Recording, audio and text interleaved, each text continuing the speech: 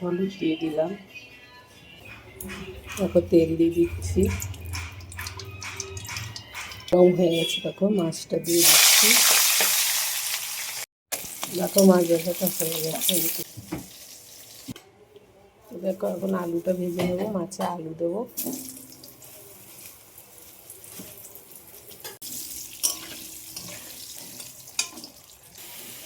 আলুটা দেখো ভাজা হয়ে গেছে, নামিয়ে দিচ্ছি।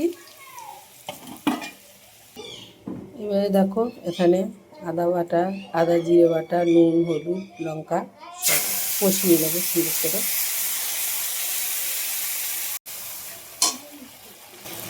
দেখো মশলাটা কষানো হয়ে গেছে, আমি এবার আলুটা দিয়ে কষিয়ে নেবো।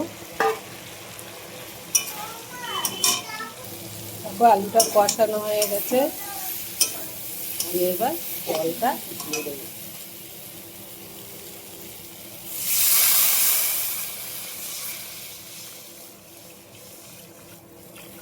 মাছের ঝোলটা ফুটে উঠেছে, আমি এবার মাছগুলো দিয়ে দেবো।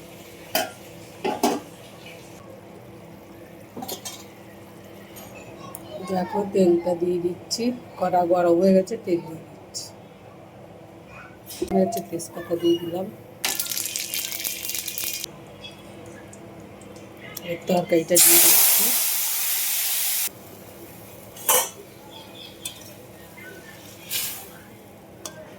মাছের ঝোলটা হয়ে গেছে, গরম মশলা দিলাম।